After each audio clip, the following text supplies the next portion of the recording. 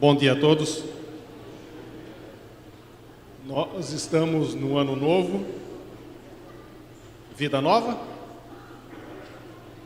Não, né? Nossa vida continua. Eu gostaria de dizer a vocês que no finalzinho do ano passado, acho que já foi falado aqui alguma coisinha a respeito da nossa construção. Nós temos hoje uma data marcada para a inauguração. Nós teremos o privilégio de ter o presidente da nossa igreja, o presidente mundial da nossa igreja aqui no dia 16 de maio para inaugurar a nossa igreja. Vocês acreditam nisso? Que nós poderemos ter a nossa igreja pronta dia 16 de maio do ano que vem? Não é esta parte, é a igreja toda. Aqui em cima e lá embaixo. Você acredita nisso? Eu acredito. Só que os desafios aumentam, não é?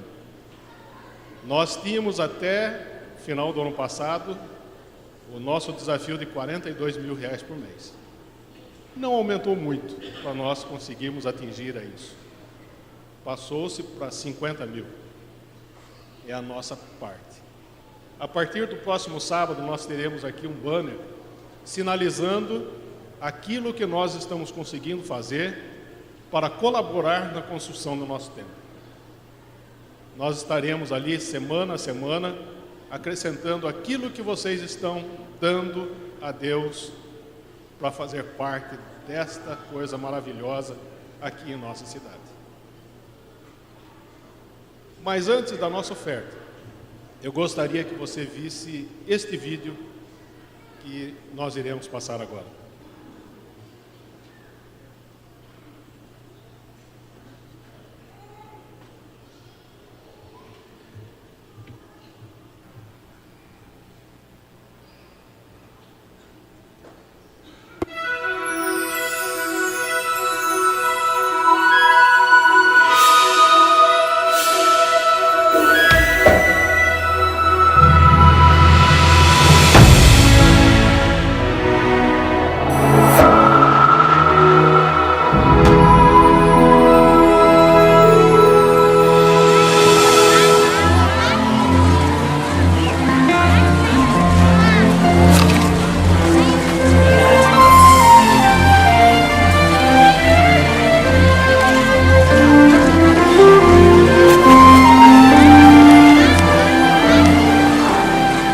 Moço, você pode me dar o mesmo salgado que aquela menina acabou de comprar? Não se esqueçam que, além da prova, nós teremos um trabalho para ser entregue na semana que vem. Esse trabalho deve ser entregue nas normas da BNT individual. Deve ser digitado.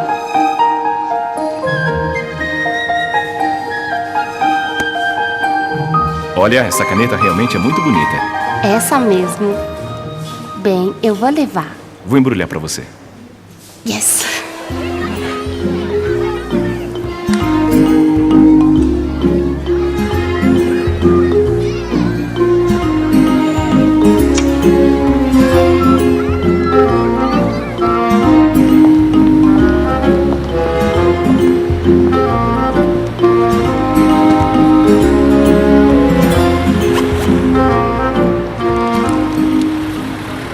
Mãe, você tem dinheiro para me emprestar? Para quê, Suzana? E a mesada que você ganhou na semana passada? Já acabou tudo? Mãe, é que eu quero comprar um celular. Ele é tudo de bom. E o que você ganhou no seu aniversário também não era tudo de bom? Mãe, você não tá entendendo. Eu preciso desse celular.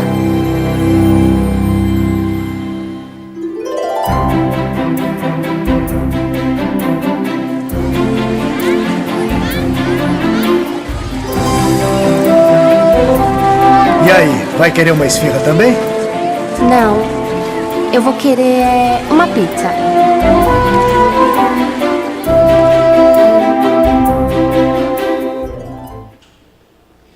Alguma coisa errada estava acontecendo com Suzana, não é? Felizmente, a sua mãe percebeu a tempo e pôde, através da palavra de Deus, conduzi-la aos verdadeiros caminhos do Senhor. O exemplo para a Suzana não era a Marisa, mas deveria ser Jesus, como passou a ser. Quem está sendo o seu exemplo? Para onde você está querendo trilhar? Que caminho? Você está querendo ir para o céu? Siga os exemplos de Cristo Jesus. Cristo Jesus, quando aqui esteve, Ele se deu totalmente ao próximo. Como está fazendo você? Como está a sua vida? Você está olhando o que os outros têm? Ou está querendo fazer tudo por Jesus? Eu disse há pouco atrás, né, para o ano que vem o alvo é 50 mil, não, é para este ano, né? A partir de hoje, nós temos esse desafio em nossa vida. E o que é que nós estamos fazendo? Estamos como Samanta, querendo colocar a nossa vida em objetos, o nosso alvo em objetos, ou estamos querendo fazer o melhor para Deus? Os diáconos nos darão oportunidade de participarmos, devolvendo os nossos dízimos e dando as nossas ofertas a Deus. Possamos ser abençoados.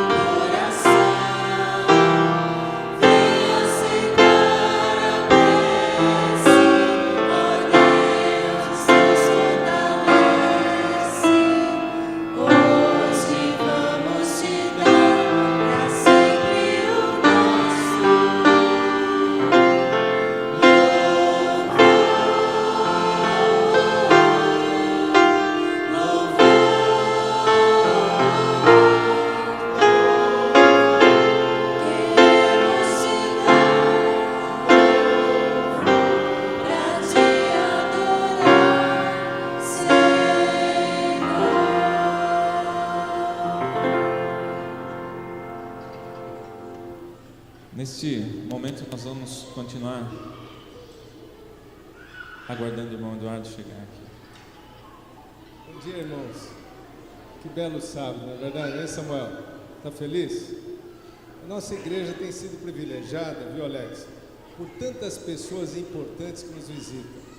Hoje eu estou vendo lá o pastor Genival. Por favor, pastor Genival, o senhor que foi um dos responsáveis pela nossa igreja, está lá em cima. Qual outro pastor, irmãos, que nós temos aqui hoje nos visitando? Quem mais? Como é que é o nome do pastor? Carlos Henrique. Da onde é, pastor? Sul-Rio-Grandense. O senhor deve conhecer o novo pastor da Central? Pastor Dirceu Lima. Quem conhece o pastor Dirceu Lima? Quem conhece? Então nós vamos conhecer no próximo dia 27. Virá o pastor Aurelino nos apresentar o novo pastor, dona Marlene. Você vê que maravilha? O Cristo Forete veio aqui falando que vai ter inauguração dia 26 de maio. Coisa fantástica. 16 de maio. Então, irmãos, é o seguinte. A nossa igreja tem hoje também a satisfação de ter o nosso professor Eliseu Camilo. Por favor, quem não conhece o professor Eliseu Camilo, por favor, a sua esposa, dona Ilza. Ele foi nosso diretor da escola durante muito tempo, foi um líder aqui, estabeleceu o curso do Apocalipse, irmãos. Quantos cursos o senhor deu aqui em Sorocaba em 4 anos, pastor? Irmão, quanto? 23 cursos do Apocalipse. 23. Aí ele deixou o discípulo, que é o Oscar, também ficou fazendo o curso muito tempo. E nós temos o privilégio de ser uma igreja conhecida pelo curso do Apocalipse. Então, irmãos, nós só temos que agradecer a Deus. E eu queria, nesse momento, aproveitar para apresentar a nossa plataforma. Queria apresentar a dona Sônia, por favor, a Sônia, que é responsável pela presença do Irã, juntamente com o Eurides. O Eurides, eu combinei com ele que eu não vai levantar, ele vai ficar, ter uma bengalinha bonita aí, mas se precisar levantar, levanta também, né, Eurides? E eles fazem parte da história nossa. Eu gostaria de saber, assim, quem conhece o Eurides desde os tempos bem antigos? Levante a mão. A igreja toda, Eurides. Olha aí, que privilégio, Eurides. Você foi um dos precursores, juntamente com o professor Hugo Polo. Cadê o professor Hugo Polo? Está lá atrás também, sempre batalhando. Professor, depois nós vamos ter umas conversinhas, porque todos estão olhando para mim, falaram: o que aconteceu com o Eduardo? Está mais magro, está mais bonito. Pelo menos a minha esposa fala isso. Bom, e temos aqui na frente, irmãos, o Irã. O que aconteceu com o Irã? O Irã era nosso, vivia aqui conosco. Aí ele falou: vou terminar o curso de teologia. Terminou o curso de teologia, terminou o mestrado. Ele hoje é o pastor da Nova Semente, juntamente com o pastor Kleber. E o Irã tem se destacado pelo poder de Deus como um jovem de grande valor. E hoje nós teremos a oportunidade de ouvi-lo, Irã. Conhecemos você, não vai esquecer da igreja, essa é a sua igreja. E a Sônia e o Eurides, o privilégio de tê-los hoje conosco. Um bom culto a todos nós. Obrigado. Vamos louvar? Como é bom nós podemos confiar nas promessas que Deus nos deixou. Nas promessas de que um dia nós seremos redimidos, e essa redenção é de graça, porque Jesus já pagou o preço por nós. Ali em Isaías 35, fala sobre a felicidade de Sião futura, que nos remete também a pensarmos na felicidade que nós teremos quando estivermos lá no céu. E no verso 10, Isaías 35, 10 diz: os resgatados do Senhor voltarão e virão a Sião com cânticos de júbilo. Alegria eterna corará sua cabeça, gozo e alegria alcançarão, e deles fugirá a tristeza e o gemido. Eu convido os irmãos a deixar de lado toda a tristeza, toda a dor, e agora louvar a Deus eterno, o Deus que nos fez promessas, que cumpre suas promessas, e essas promessas são cumpridas gratuitamente. Vamos entoar o hino 274, firme nas promessas, sentados mesmo.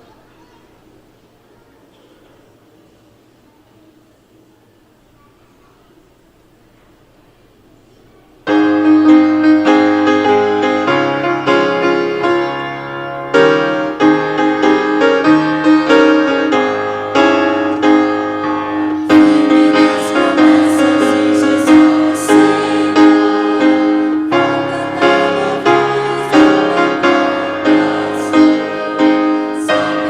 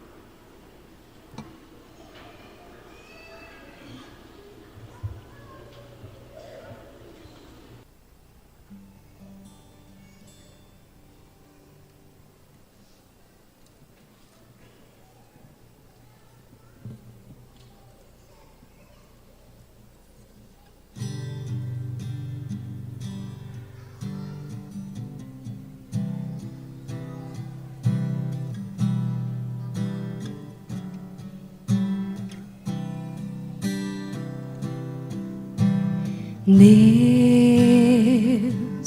meu Deus, tudo está tão difícil para mim. Deus, meu Deus, muitos me perguntam onde tu estás. Dentro de mim, minha alma se abateu, mas tua mão contudo me escondeu em tua presença, ó Deus. Quando eu chorar, vou me lembrar que até aqui tua mão me sustentou. Digo a minha alma, espera em Deus, pois ainda louvarei, eu louvarei. Deus, meu Deus, tudo está tão difícil para mim. Deus, oh meu Deus, muitos me perguntam onde tu estás. Dentro de mim, minha alma se abateu,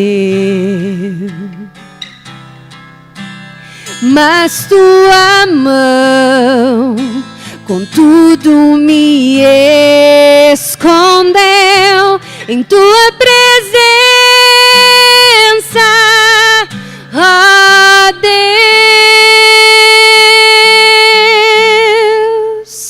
Quando eu chorar, vou me lembrar que até aqui a tua mão me sustentou. Digo a minha alma, espera em Deus, pois ainda louvarei, eu louvarei. Quando eu chorar, vou me lembrar que até aqui tua mão me sustentou. Digo a minha alma, espera em Deus, pois ainda louvarei, eu louvarei, pois ainda louvarei, eu louvarei, pois ainda louvarei, eu louvarei,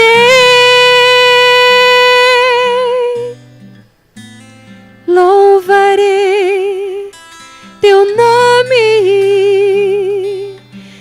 meu Senhor.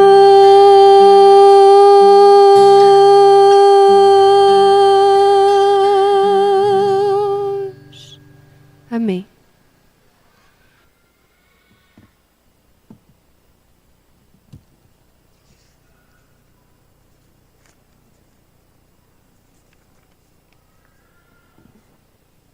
Bom dia.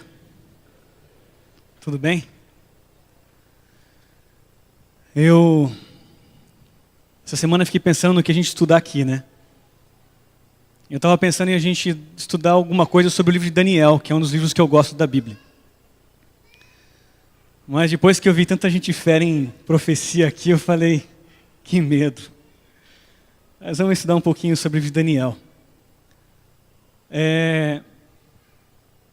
Eu acho que se a gente é adventista, se você é adventista, o básico, né? O mínimo que você precisaria conhecer da Bíblia é o livro de Daniel. O livro de Daniel é o livro que, além de trazer de forma bem resumida, clara e objetiva toda a história humana, é o livro que traz a nossa identidade como cristãos, a nossa identidade como adventistas do sétimo dia. Por isso é o básico. Acho que cada um de nós precisaríamos conhecer um pouco do livro de Daniel. Eu queria estudar um pouco com vocês o capítulo 1 do livro. Tem muita coisa bonita no livro inteiro. Mas o livro de Daniel, ele trata de muitas coisas. O livro de Daniel apresenta histórias. O livro de Daniel apresenta profecias. Ele traz histórias com finais felizes. Traz histórias com finais tristes. Traz profecias com finais felizes. Traz profecias com finais tristes. Eu queria que você abrisse no capítulo 1 do livro e acompanha comigo a leitura do primeiro verso. Daniel capítulo 1, verso 1. Diz assim: no terceiro ano do reinado de Jeoaquim, rei de Judá, Nabucodonosor, rei da Babilônia, veio a Jerusalém e a sitiou. O contexto histórico que nós temos aqui, no capítulo 1, se dá por volta do ano 605 antes da Era Comum. Nabopolassar, rei de Babilônia, pai de Nabucodonosor, inicia uma campanha militar contra a coligação Assírio-Egito, na tentativa de expandir o seu domínio. E depois da vitória em Carquemes, conseguida por Nabucodonosor. Carquemes é uma cidade ao norte de Israel, na região da Síria, no território da Síria. Depois dessa grande vitória, que foi muito importante para a expansão do domínio babilônico em todo o Oriente Médio, nesse período, Nabopolassar morre. E Nabucodonosor então assume o trono do Império Babilônico. E o primeiro ato como rei de Babilônia, o primeiro ato de Nabucodonosor foi descer até Judá, especificamente até Jerusalém. E ali então Nabucodonosor sitiou a cidade de Jerusalém.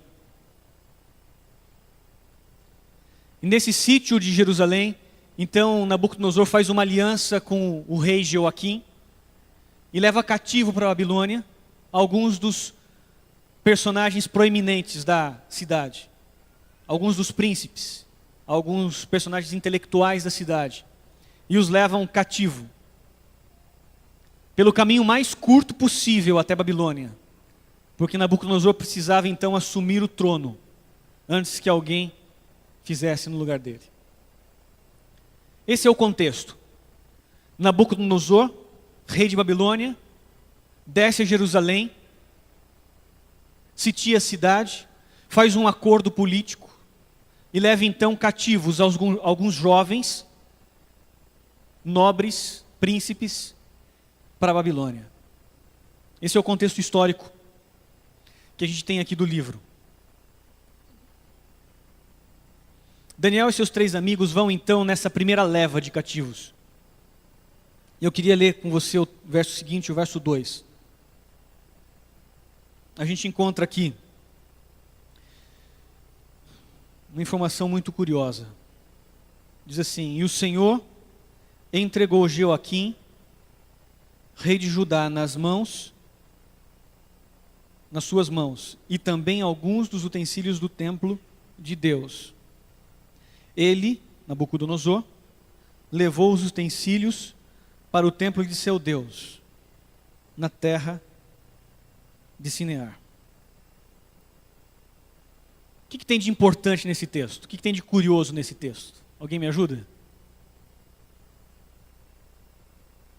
Como?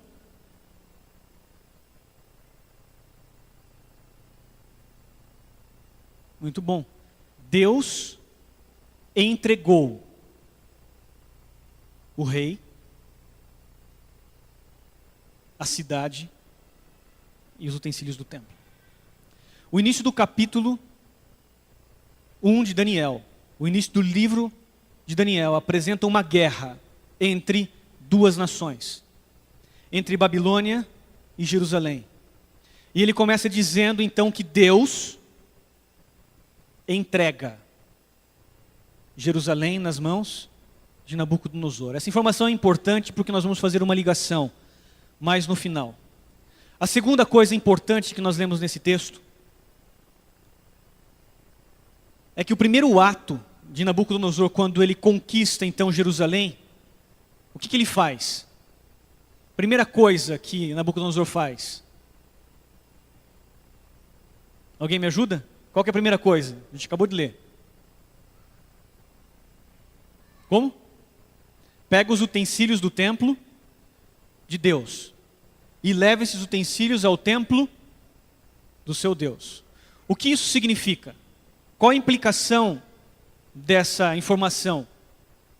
O que está acontecendo ali é algo muito simples. Nabucodonosor, ao fazer isso, ao pegar os utensílios do templo de Deus e levar os utensílios do templo de Deus ao templo do seu Deus, ele estava querendo criar na mente das pessoas de que o seu Deus é mais poderoso que o Deus dos hebreus.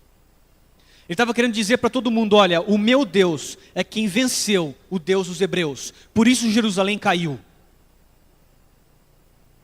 Os deuses da Babilônia são maiores. Essa informação. E aqui a terceira informação importante que nós temos no texto é uma palavra que você deve lembrar. Palavra que diz assim: levou os utensílios do templo ao templo do seu Deus, na terra de Sinar. Onde é a terra de Sinar? Por que é que o profeta Daniel usa a expressão Sinar e não usa Babilônia? Na verdade, a expressão Sinar é uma expressão muito interessante na Bíblia, porque ela aparece apenas em dois contextos, em todo o Antigo Oriente Médio. O primeiro contexto, Daniel capítulo 1. O segundo contexto, Gênesis capítulo 11. Vamos abrir a Bíblia em Gênesis capítulo 11.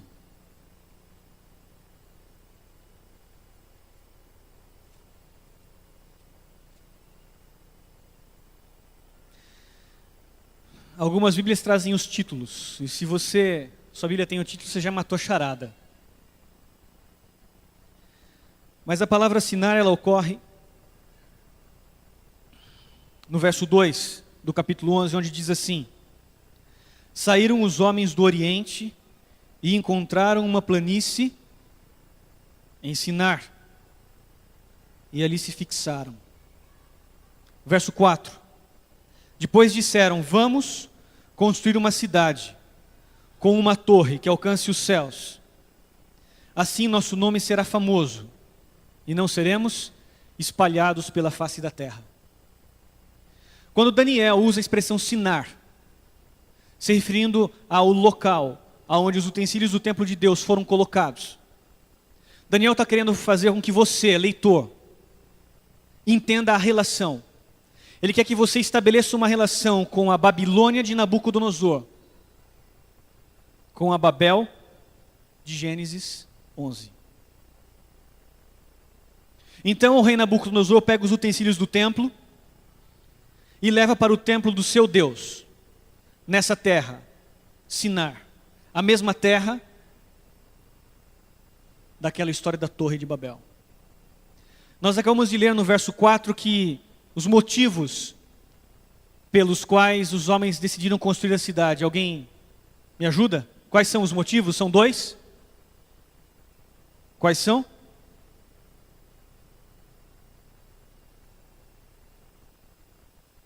Tornar famoso o nome deles. E o segundo, que não fossem espalhados pela terra.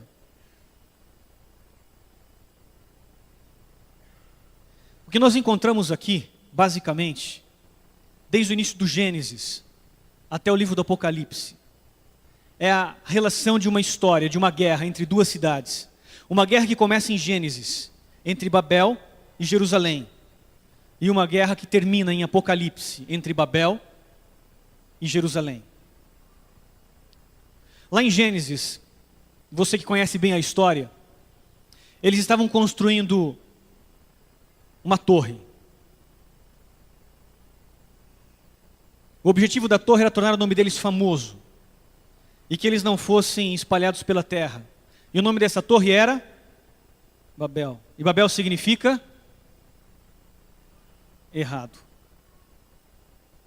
E aqui é interessante porque existe um jogo de palavras. A palavra confundir, no hebraico, ela vem do verbo balal, da onde se deriva Babel. Mas na língua nativa dos babilônicos, no acadiano, Babel é o resultado de duas palavras, da junção de duas palavras, Babi, que significa portão, ou porta, e El, que significa Deus. Em outras palavras, o que os babilônios estavam fazendo era de alguma forma construir algo que os permitisse chegar à porta de Deus. Aqueles que já leram o livro Arte da Guerra, Sun Tzu deve entender bem o que significa controlar a porta de uma cidade. Antigamente, para você vencer uma cidade, as cidades eram muradas, fortificadas, e para você vencer essa cidade, você precisava fazer uma coisa muito simples: cercar a cidade. Quando você sitiava a cidade, quando você cercava a cidade, você conseguia derrotar a cidade sem guerra. Porque uma vez que você controlava a porta da cidade, então não entrava mais alimento na cidade. As pessoas não podiam mais transitar na cidade. Se a cidade não tinha um rio que passasse por ela, não entrava água na cidade. Rapidamente, então, a cidade se rendia. E você conquistava a cidade. O que os babilônios estavam fazendo, basicamente, era a mesma coisa. Quando eles tentam construir algo que significa a porta de Deus, eles estavam querendo dizer que eles estavam querendo controlar Deus. Eles estavam querendo produzir um Deus à sua maneira. Eles estavam querendo fazer com que Deus fizesse aquilo que eles desejavam. Deus olha para essa situação e vocês sabem o final da história. Deus muda a realidade daquele povo. Deus impede a continuidade desse projeto, dessas pessoas. Vamos voltar em Daniel capítulo 1.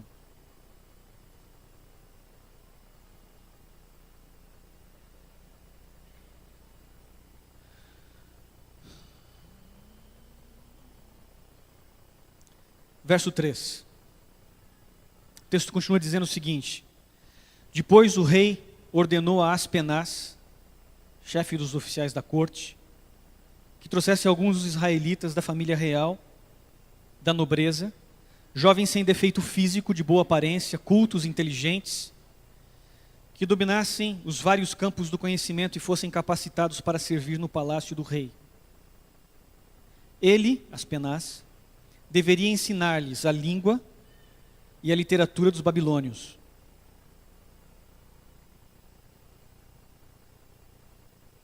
Então o rei Nabucodonosor ordena a esse chefe dos sacerdotes, chefe dos eunucos, que selecionassem pessoas, e ali nós encontramos então nossos 4 personagens, Daniel e seus 3 amigos. Eles são levados então até a terra de Sinear com um propósito.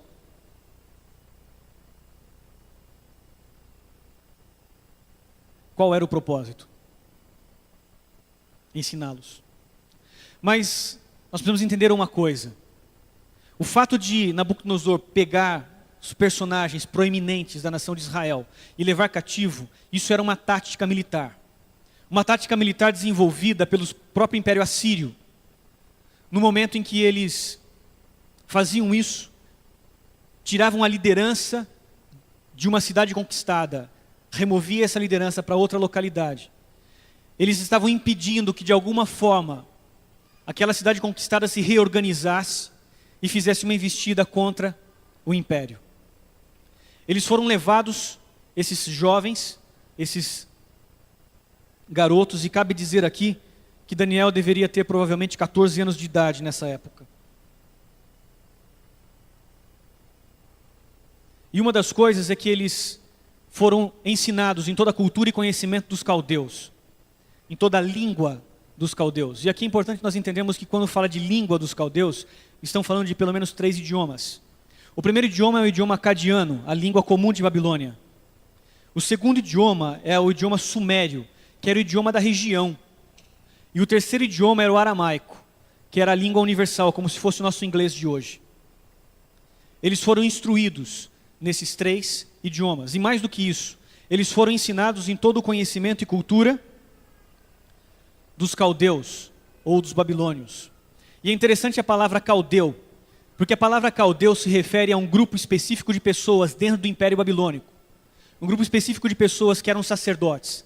A palavra caldeu está relacionada diretamente às estrelas, aos astros.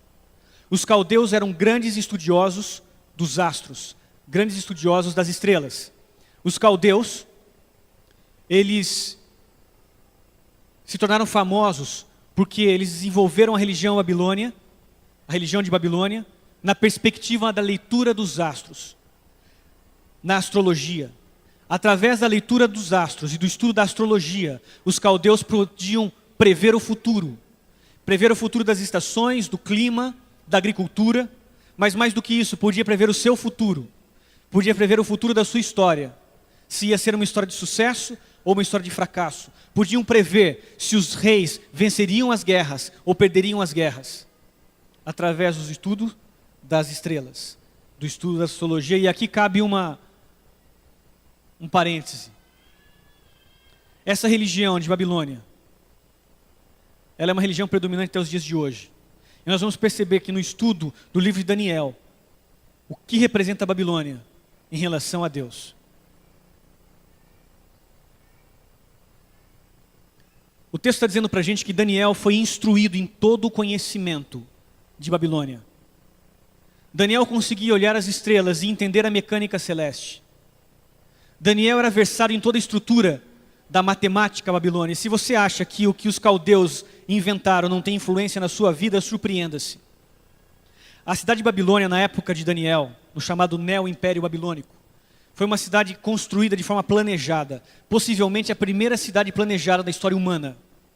A cidade era quadrada. E se você traçasse um perímetro ao redor da cidade, você ia chegar a um número curioso. Eles tinham uma medida numérica chamada furlongs. Um furlong representa 201 metros. E o perímetro da cidade de Babilônia era de 360 furlongs. O número que marcava a identidade da cidade de Babilônia era o número 6. E isso por implicações religiosas. Quando você for estudar lá Daniel capítulo 3, que não é o nosso tema de hoje, você vai descobrir que a estátua de Daniel, ali, do rei Nabucodonosor, tinha 60 côvados de altura, por 6 côvados de largura. Todos os deuses eram representados por números, e o número 6 representava o deus menor, um deus chamado Haddad. E o número 60 representava o deus maior, chamado Anu, ou Anu. Essa festa que a gente acabou de comemorar no nosso calendário. Por muitos anos na história humana, o ano era dividido em 360 dias. Os babilônios desenvolveram um sistema matemático tão profundo que o teu relógio marca as horas em números múltiplos de 6. 60 minutos, 12 horas, 60 segundos. Todo o sistema de marcação cronológica da história humana foi desenvolvida pelos babilônios. A marcação dos anos, dos meses, dos dias, das semanas, da era. Quando você fala em era, um período de 2.146 anos foi desenvolvido pelos babilônicos. E tudo isso com referência nos movimentos celestes, nos movimentos dos astros do céu. Eles influenciaram a trigonometria, a matemática. Quantos graus tem um círculo? 360 graus. O maior templo na cidade de Babilônia tinha um perímetro de 60. O menor templo, um perímetro de 6. Se você somasse o comprimento das ruas de Babilônia, você ia chegar ao curioso número de 360. Quando você olha para o panteão era o conjunto de deuses babilônicos, e você faz a somatória dos deuses naquele panteão, você vai descobrir que tem 36 principais deuses. E você pode ler como 36 ou 3:6. Babilônia marcou profundamente a história bíblica. Babilônia é apresentado como um tipo de um reino, de um império que dominará a história humana, desde os dias de Babel até os dias do retorno de Jesus Cristo. Babilônia representa muito mais do que isso. Babilônia representa algo que molda a vida do ser humano. Um sistema político que faz com que eu e você vivamos na perspectiva do governante de Babel e não na perspectiva de Deus. E Daniel foi instruído em toda essa cultura, em todo esse conhecimento. Sabia fazer um mapa astral, bem feito, pode ter certeza. Era Daniel. O texto bíblico mostra para a gente que ele não acreditava e não aceitou a religião babilônica em sua vida. E isso é o que nós lemos aqui na sequência. Nós lemos isso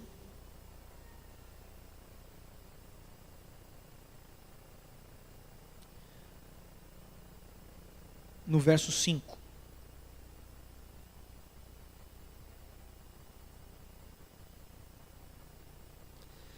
O verso 5 diz para a gente o seguinte: de sua própria mesa o rei determinou uma porção diária de comida e vinho. Eles recebiam treinamento durante 3 anos e depois passaram a servir o rei. O interessante aqui é que quando começa a contar a história sobre os jovens, e você conhece muito bem a história, o rei havia determinado então essa porção de comida. E o que é que Daniel e os seus amigos fazem? Eles vão até Aspenaz, o chefe, e pede para que ele mudasse a dieta deles por alguns dias. Uma dieta à base de comida, de verduras e água. A pergunta é, por que é que Daniel e os 3 amigos tomam essa decisão? Será que era porque eles eram vegetarianos? Por que é? Daniel havia compreendido as reais implicações do que significava comer a porção determinada pelo rei. Essa expressão determinada, o rei determinou, é uma expressão que em toda a Bíblia ela é aplicada exclusivamente a Deus. Deus determina. A única exceção em toda a Bíblia dessa expressão sendo usada num contexto humano é nesse texto. O rei determinou.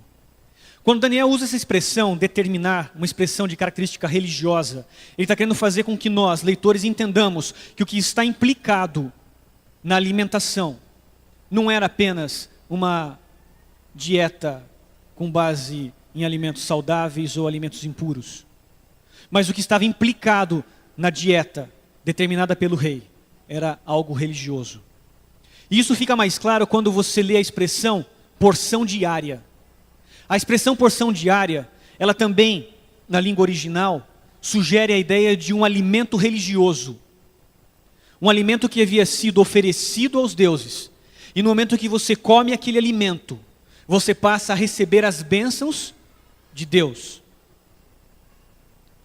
Para Daniel e os seus amigos, o que estava claro é que aquela dieta não estava apenas relacionada a alimentos puros ou impuros. Não estava relacionada apenas a fazer coisas ou deixar de fazer coisas. Estava relacionado a algo muito maior. Estava relacionado à ideia de uma religião. Participar daquela mesa, participar daquela dieta implicava em reconhecer a autoridade de Nabucodonosor sobre suas vidas.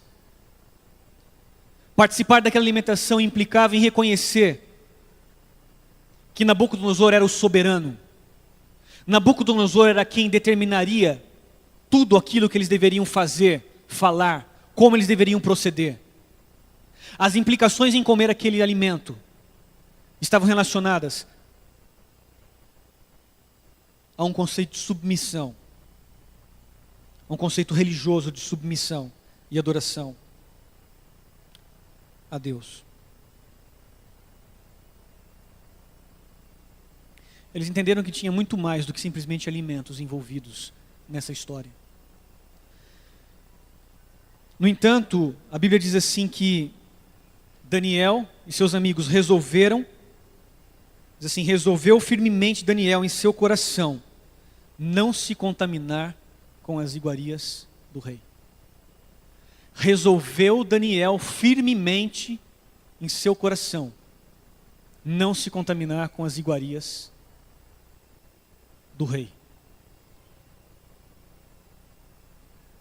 O interessante é que essa expressão não se contaminar é outra expressão muito interessante do texto.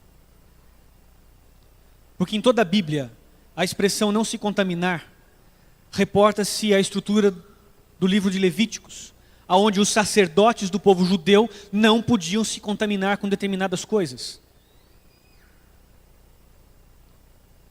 E aqui Daniel usa mais uma expressão de caráter religioso, relacionado à ideia de alimentação. Não se contaminar com as iguarias do rei. O fato é que os três amigos e o Daniel caíram na simpatia do Aspenaz. Você conhece a história. Eles tiveram uma dieta ali por 10 dias, de verdura e água. E o texto diz pra gente que no final desses 10 dias algo impressionante aconteceu. Eu queria ler o último texto com vocês, fazer as conclusões finais, que está em Daniel capítulo 1, o verso 17. Diz assim, que no final da história, a esses 4 jovens, Deus deu sabedoria e inteligência para conhecerem todos os aspectos da cultura e da ciência. E Daniel, além disso, sabia interpretar todo tipo de sonho e visão. Pergunta que eu tenho para você: foi a alimentação que fez com que Daniel e seus amigos adquirissem todo tipo de conhecimento em toda a cultura? Foi a alimentação que fez com que Daniel fosse capaz de interpretar sonhos? Foi uma alimentação à base de frutas e verduras e água que fez com que Daniel se tornasse visivelmente, ele e seus amigos, mais saudáveis do que todos os demais jovens? Com certeza não. E o texto diz pra gente, muito claro, diz assim: e a esses 4 jovens, Deus deu conhecimento. Deus deu o conhecimento em todos os aspectos da cultura e da ciência. É Deus quem deu a capacidade a Daniel de interpretar sonhos.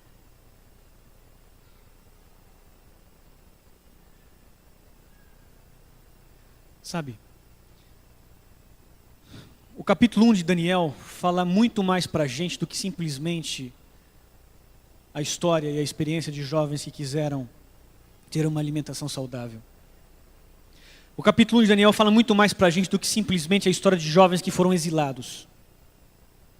O tema central do capítulo 1 de Daniel. Será que você sabe qual é? Qual é o tema central do capítulo 1 de Daniel? Alguém arrisca?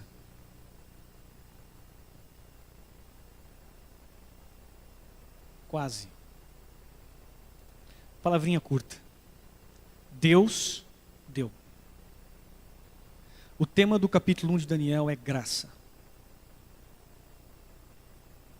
O que Daniel e seus amigos obtiveram como resultado da escolha que fizeram perante a corte de um rei resultou numa ação direta de Deus, chamado graça. E é interessante que o capítulo 1 de Daniel, ele começa falando que Deus deu Jerusalém, o rei e os utensílios do templo. E o capítulo 1 termina dizendo que Deus deu graça. Por que é que então Deus é duro no início do capítulo, quando ele entrega a cidade a Nabucodonosor? E por que Deus é gracioso com Daniel e os seus amigos no final do capítulo? De alguma forma, Deus, ele é apresentado como sendo o centro do capítulo 1 de Daniel. É Deus quem está no comando das coisas. É Deus quem está no controle das coisas. Não importa se na visão humana aquilo é uma desgraça, ou se na visão humana aquilo é uma graça. Deus é apresentado como o centro do capítulo 1. E sabe o que isso significa? Isso é o que nós chamamos de teologia do remanescente. O que está acontecendo aqui é que Daniel resolveu firmemente em seu coração não se contaminar com as iguarias do rei. Daniel havia tomado o propósito de não se contaminar. Daniel havia tomado o propósito de não se submeter à orientação daquele rei. Ele havia tomado o propósito de não se moldar ao estilo de vida que aquela nação estava impondo a seu povo. Daniel havia tomado o propósito de ser diferente, ser separado. E no momento em que Daniel toma essa decisão, isso implica em graça. Deus é quem dá a Daniel sabedoria, conhecimento. E a grande questão é que o capítulo 1 fala de uma guerra. Uma guerra que se inicia em Gênesis, termina em Apocalipse. Uma guerra que se inicia no capítulo 1 e termina no capítulo 12, com outra guerra. E no contexto dessa guerra, nós encontramos derrotados e vitoriosos. E o capítulo 1 mostra para a gente o caminho da vitória. E o caminho da vitória é fidelidade. Daniel e seus amigos escolheram ser fiéis a Deus, acima de qualquer coisa. Estavam dispostos a pagar o preço pela fidelidade a Deus. E Deus foi gracioso com eles. Você vai encontrar no livro de Daniel, a seguinte estrutura. Os 6 primeiros capítulos do livro falam da nossa fidelidade para com Deus. Os 6 últimos capítulos do livro falam da fidelidade de Deus para conosco. E aqui é a importância do livro. Porque quando você estuda Daniel, você passa a entender qual é o nosso papel nessa história. Qual é o nosso papel na história desse mundo. E você passa a compreender qual é o papel de Deus na história desse mundo.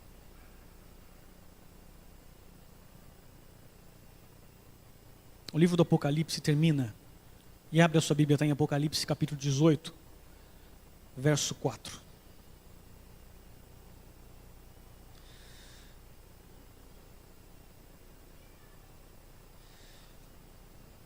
No desenvolvimento e no desenrolar final da história desse mundo, Deus apresenta de maneira clara, Deus se apropria da mesma ilustração, tipologia, dessa guerra que se inicia em Gênesis, entre Babel e Jerusalém. E num aspecto muito mais amplo, quando ele diz e conta a derrota de Babilônia, Deus faz um chamado a cada um de nós. Ele diz no verso 4, saiam dela vocês, meu povo.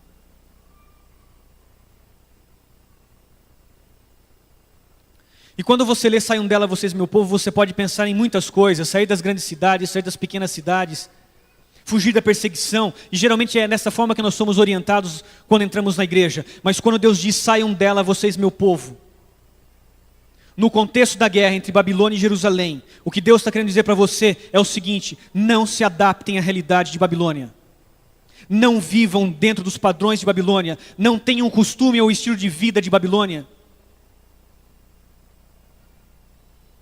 Daniel resolveu firmemente em seu coração não participar das iguarias do rei. Por isso Daniel recebe graça.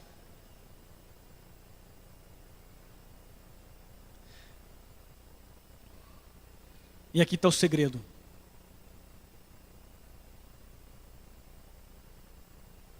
Nabucodonosor enviou mais 2 vezes tropas a Jerusalém.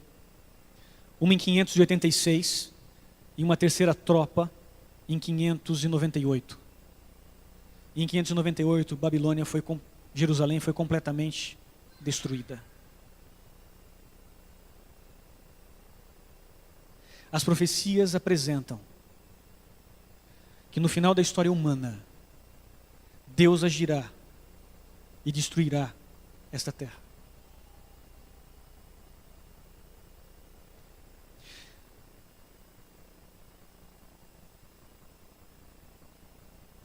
Deus destruirá esse mundo. Babilônia foi destruída por volta do ano 300 a.C., num processo de guerra. Quando um imperador chamado Seleuco resolveu mudar a capital de lugar. E Babilônia desapareceu da história humana. Hoje existem apenas ruínas daquela cidade. Daniel foi o único homem que se tem notícia na Bíblia que sobrevive à destruição do seu império. Sobrevive à destruição de Babilônia por ocasião da invasão persa. Porque Daniel decidiu firmemente em seu coração não se contaminar com as iguarias do rei. Meu desejo é que Deus possa transformar a realidade de Daniel na nossa realidade. Meu desejo é que Deus possa ter a oportunidade de dar a cada um de nós a mesma vitória que Ele deu a Daniel. Nós possamos, na nossa vida, saber fazer as escolhas e entender que na nossa realidade, o que está em jogo não são apenas fazer coisas ou deixar de fazer coisas, comer determinadas coisas ou deixar de comer determinadas coisas. O que está em jogo na nossa história é uma guerra, e uma guerra espiritual. Uma realidade de vida ou morte. E Deus diz que o caminho da vida é o caminho da fidelidade, que resulta em graça. Deus possa nos abençoar.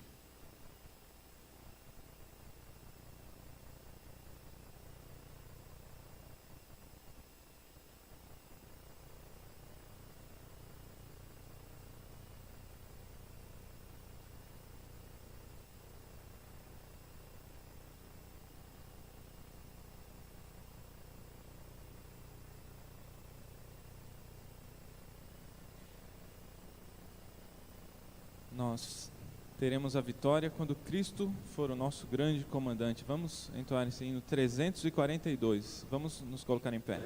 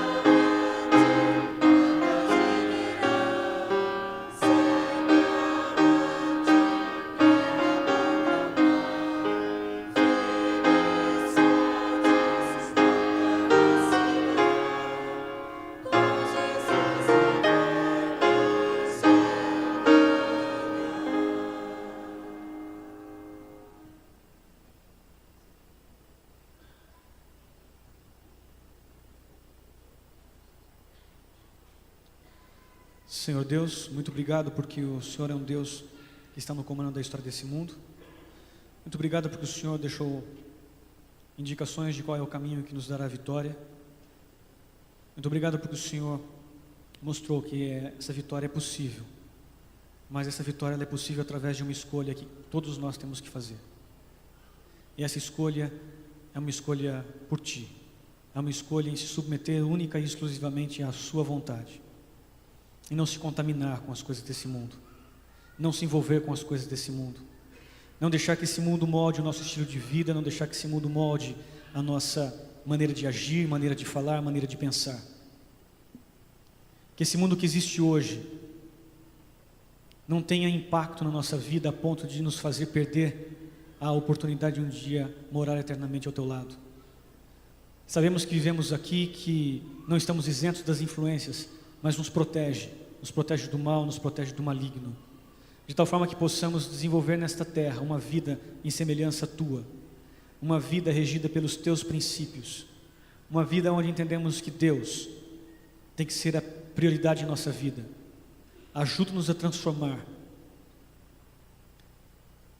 a Tua palavra em nossa essência de vida. Ajuda-nos a viver dia após dia a nossa experiência em semelhança à experiência do Teu Filho Jesus nesta terra. Ajuda-nos a sermos fiéis a Ti em todas as circunstâncias desse mundo. Ajuda-nos a entender que o que está implicado nesta vida, neste mundo, não é apenas fazer coisas ou deixar de fazer coisas. O que está implicado é a salvação, vida eterna ou morte eterna. E ajuda-nos a compreender que o único caminho de obter vida é sendo fiéis a Ti. Abençoa esta igreja, abençoa os nossos queridos, abençoa os enfermos que por algum motivo não podem estar aqui esta manhã. Dá-lhes o Espírito Santo. Derrama o Teu Espírito Santo a toda essa igreja, de maneira maravilhosa, que cada um de nós possamos transmitir o Seu amor às pessoas, movidos por esse Espírito, de tal forma que o Evangelho seja pregado neste mundo o mais rápido possível, porque queremos que o Senhor volte logo. Nos abençoa, nos guarda nesse restante de dia. É isso que Te peço e agradeço em nome de Jesus. Amém.